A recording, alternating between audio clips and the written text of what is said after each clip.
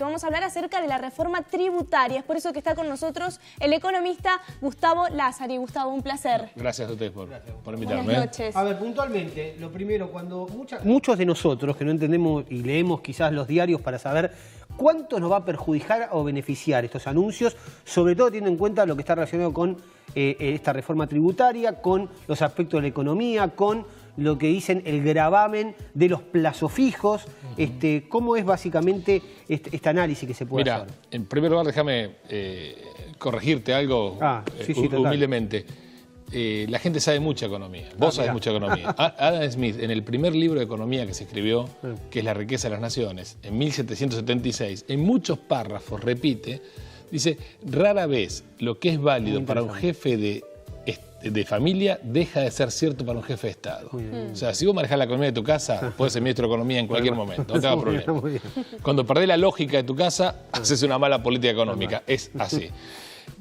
A ver, el gobierno anunció ya desde hace mucho tiempo, esta semana fue muy intensa, como lo dijiste vos, una semana tremenda, esa que no te puedes olvidar, porque arranca el lunes el presidente dando un discurso, creo que uno de los mejores que dio y uno de los más históricos de los últimos años, porque planteó la necesidad de una reforma y dijo ahora o nunca, una reforma en que todos pierden, no sé si se refiere también al sector público, ahí tengo una duda, pero que todos hay para toda la sociedad y que no podemos no hacerla porque hay una urgencia. E hizo un diagnóstico realmente impecable de por qué Argentina está como está. Cuando decís, te interrumpo esto, porque mucha gente, sobre todo los críticos de Macri, que hay que escucharlo, porque dice, a veces cosas razonables, vos podés compartir o no, dicen, pero es un gobierno para ricos, y esto sigue con los anuncios, con este tema del ajuste, con este tema de que los principales que van a pagar este tema de las reformas van a ser la gente que menos tiene. ¿Cómo es esto? Vamos por partes, yo soy relativamente crítico, yo tengo un apoyo crítico al gobierno, ¿no? Y últimamente soy más crítico que apoyo. Pero esas frases, gobierno para ricos, son tonterías, ¿no? Porque cuando gobernaban supuestamente para los pobres, el 40% del precio de los alimentos eran impuestos. Entonces, y la renta financiera nunca se grabó. Y nunca se grabó. Entonces, pero a ver, un cartonero paga mucho más impuestos de lo que la gente cree. Porque si come con el 100% de lo que produce, lo gasta en alimentos, gasta el 43% en impuestos. O sea, que no veamos los impuestos no significa que no los paguemos. Para que tengas, en el caso extremo, yo hablo con el cartonero siempre, un amigo cartonero, David.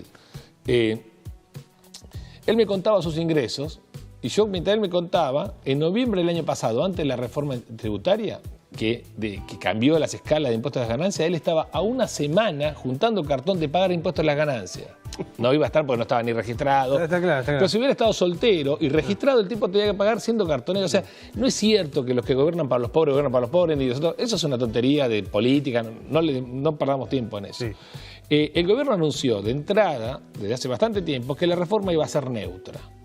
Una reforma neutra, nosotros tenemos que entender lo que es el Estado. El Estado es una enorme mochila sobre la población, que supuestamente de la mochila te tiene que dar servicio para seguir caminando. Entenderlo de esa manera.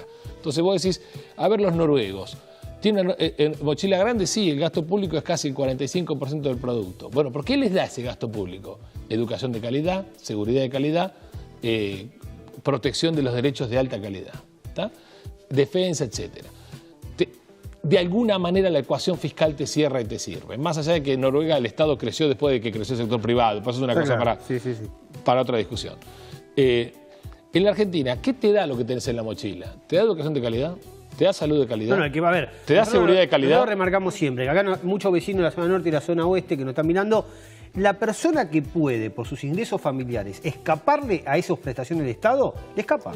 El tipo que puede mandar a sus hijos de escuela privada, lo hace. El tipo que puede tener una medicina prepaga y la puede pagar, lo hace. Y el tipo que puede ponerse una garita en la puerta de la calle y tener a alguien privado para darle vigilancia, también lo hace. O sea, que le escapa la cuestión del Estado que le tienen que dar. Esas personas están pagando dos estados. Sin duda. Uno con los impuestos y otro con su gasto Bueno, ¿por qué no modifica? Digo, porque nos queda poco tiempo y no estamos... Pero vamos a grano. Cuando dice el gobierno que es neutral, lo que cambió es la posición del peso, pero la mochila está igual. Entonces vos en la introducción decías, bueno, ¿nos afecta más o menos? No te afecta en nada, porque no hay una reforma seria del sistema impositivo. hay cambios de posiciones, algunos impuestos suben, otros bajan. Lamentablemente son graduales para bajar y de shock para subir. Y yo tengo una posición contraria a la reforma tributaria. Creo que es una mala reforma. Absolutamente.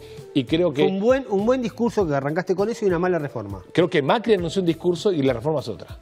¿Cuáles son? Yo creo que, honestamente, la reforma no se condice con el discurso de Macri. ¿Cuál es la reforma? ¿En qué punto? Claro, la reforma básicamente tiene un impuesto nuevo. Argentina tiene 96 impuestos, 97 ahora. Estamos superpoblados. ¿Sobre qué? ¿El impuesto que va a ser? El impuesto nuevo es a lo que se llama la renta financiera. En realidad es más un anuncio porque no va a tener ni efecto recaudatorio ni nada. Pero grava la ganancia de los plazos fijos, no grava la ganancia de las acciones. Eso no es, está muy mal. A mí me gravaría, yo tengo un plazo fijo, a mí me llegaría. Está muy mal. ¿Por qué está mal que yo no...? Porque tenemos que incentivar la Argentina le cobró a los plazos fijos durante 50 años un montón de impuestos que es la inflación. Vos depositabas al 10%, la inflación era del 12% y depositaste... un tipo que tiene 10 millones de pesos en plazo fijo no le puede, y gana 1 millón. Al 25% el tipo tiene 10 millones, gana 2.500.000 pesos al año. No te estreses. No podría pagar el 5% como está en el... No te estreses. Sí, y te explico por qué. Porque Argentina... no te estreses con ese tipo y con ejemplos puntuales. Te digo por qué. Porque Argentina tiene un nivel de depósitos y de créditos al sector privado que no llega ni al 10% del producto. Chile tiene 50. Argentina necesita mucho depósito y mucho crédito al sector privado porque está todo por hacer. Bueno, que paguen más el banco. Que hace una renta financiera y que a mí, que el tema de la inflación me lo compense el banco, me pague más. Es que no va a pasar. No va a pasar porque la economía, si hay algo que no es voluntariedad. La economía son precios, son mercados. El banco no va a ser más bueno con vos, ni el gobierno más bueno más malo con los bancos. No funciona así. La economía es un sistema de vasos comunicantes. Cuando decimos el impuesto a las bebidas azucaradas, un impuesto que sube, porque vamos a proteger a la población para que no engorde, no nos protejan con impuestos. Ya está. Si la protección es el impuesto, no, chicos, no protejan a nadie. La gente sabe lo que tiene que hacer si no tiene que comer azúcar. La gente no es estúpida.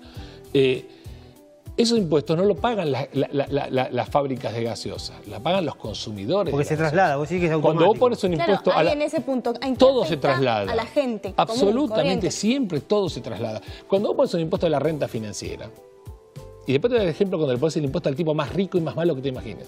Un impuesto a la renta financiera, va a haber menos depósitos. Si hay menos depósitos, hay menos préstamos. Si hay menos préstamos, hay menos financiamiento de capital. Si hay menos financiamiento de capital, va a haber menos empresas, va a haber menos demanda de trabajo. La termina pagando el obrero pobre. Yo te pongo un ejemplo clásico que damos en las clases de economía.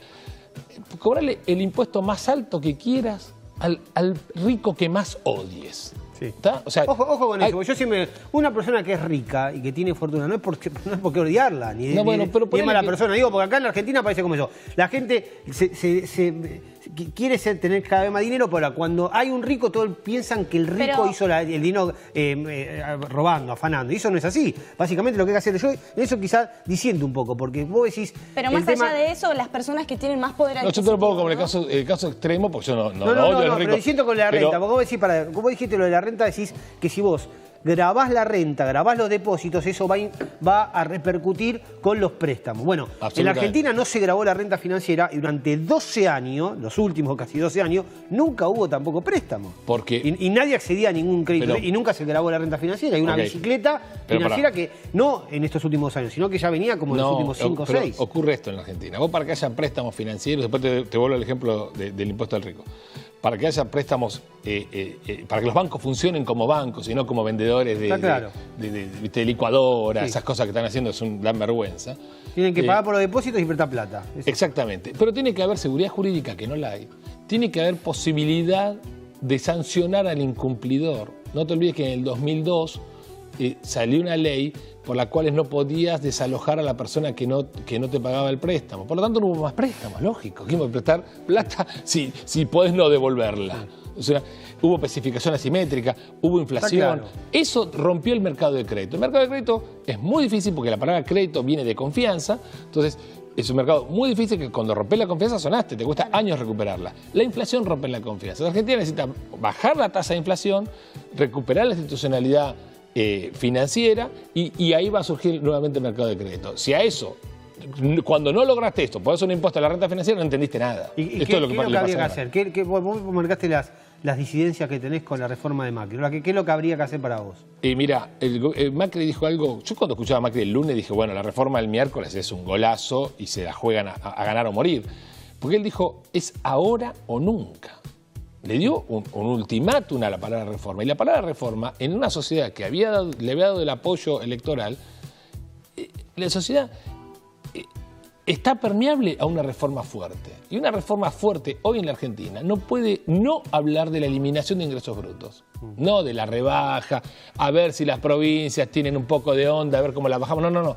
Hay que hablar de eliminar el peor impuesto que se pudo haber inventado, el 10% del precio. Teniendo en cuenta, el 10% del precio de una galletita, discúlpame, es ingresos brutos. Es un impuesto criminal. Pero ¿cómo rompe la plata para pagar los hospitales, los trenes, los subsidios, los sueldos de la gente? Bueno, en todos los países del mundo se pagan. Pero ¿cómo compensás se paga todo eso? ¿Pero cómo lo compensás? Si Argentina tiene un déficit de 6 puntos del PBI. Pero igual, en todo el mundo se paga todo eso sin ingresos brutos. O sea que alguna forma hay. Yo te voy a decir cuál es la forma. No podemos no hablar de la eliminación del impuesto a los sellos, que es otra vergüenza. Yo creo que hasta Fernando VII, porque es un impuesto de la colonia española, hasta Fernando VII lo habrá querido eliminar. El impuesto a los sellos es un impuesto que te cobran las provincias para protegerte el contrato. Es una joda. Nunca en su vida protegieron un contrato. Los municipios también tan resarpados en materia impositiva cobran tasas de seguridad y higiene. Es una vergüenza. Nunca limpiaron nada, nunca protegieron a nadie. Y hay que tener hasta un poco de ética a la hora de cobrar un impuesto. Que Merlo cobre seguridad y higiene es una cargada. Tenés que andar con un fusil para ir a comprar un paquete de cigarrillos. Entonces, esas cosas... Bueno, hay policía comunal, hay patrulla comunal. Está bien. Bueno, lo que digo... estamos en el... te banco muerte, pero estamos en el terreno de la metafísica. Lo que digo, en parte tenés razón. En otra parte no, porque si seguridad y higiene, además hay empresas que se dedican con sus camiones a recolectar la basura. Eso es higiene. ¿O no? ¿No lo ves vos? ¿Vos vivís en Merlo? Yo conozco mucho Merlo, conozco todo el oeste de la provincia de Buenos Aires, conozco toda la provincia de Buenos Aires, vivo en La Plata. Pero también, hay empresas que se encargan de recolectar y barrer. Eso se llama higiene. Está bien, bueno, te doy la derecha, pero recorramos, recorramos el Gran Buenos Aires. Está bien.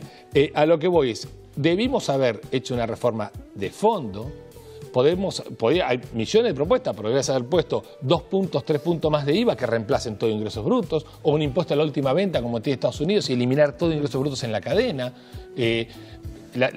Los municipios están en la estratosfera, realmente son maleducados, cobran tasas de seguridad y higiene, paran las camionetas con aduanas interior. ¿Vos sabés que la aduana interior está abolida en el artículo 11 de la Constitución? Eso me lo comentaron, no lo entendí bien, porque no nos metamos en eso porque es muy difícil entender. Yo lo conozco perfecto, como nadie. El municipio se cree con derecho a parar una camioneta y decirle, señor, ¿usted a dónde va? ¿Para qué va y a dónde va? ¿De qué lugar? Bueno, pero no importa. Y después hay algunas iniciativas más o menos buenas en este proyecto, como la reducción de ganancias cuando las reinvertís, pero es a 5 años. Y vos no vas a aumentar ahora la inversión o la demanda de empleo para una baja que viene dentro de 5 años después del Mundial de Qatar. Gustavo, para cerrarte, para entender, para la gente que cuando habla de ganancia y cosas, la gente no entiende nada de decir, esto a mí me pega, no sé, no de costado, me pega por la estratosfera porque ni lo veo. Me pega más cerca de lo que piensa la gente. Pero eso es lo que decís, vos decís que la gente de alguna manera le va a afectar esta reforma. Le va a afectar en el sentido que no van a bajar los impuestos que está pagando y que está pagando el 42% del precio de los alimentos en impuestos y eso no va a bajar 1%. Está quedó claro. Bueno, eso me parece, me quedo con eso último. Clarísimo. Que es lo más importante. Obviamente, como siempre, te agradecemos por estar acá y tratar de alguna manera de entender un poco, que es difícil esto de la reforma. Claramente, sí, una reforma que, bueno, a medida que van pasando los días se van como aclarando un poco más.